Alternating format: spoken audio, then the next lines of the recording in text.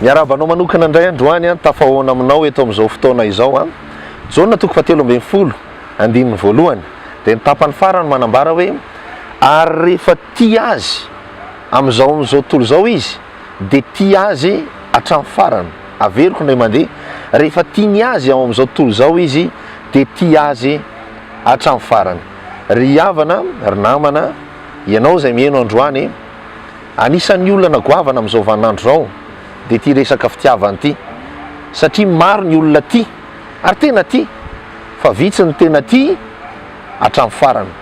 Fa androany kosa zavatra anankiray no azo antoka, rehefa ho tia ianao Andriamanitra, rehefa hitia ianao Andriamanitra dia tia ianao izay indrindra hatramin'ny farany, ary dia miomana ianao, fa satria tia ianao hatramin'ny farany izy dia hanambina anao hatramin'ny farany, hisakambina anao hatramin'ny farany, hanisoa anao hatramin'ny farany, hita ianao hatramin'ny farany.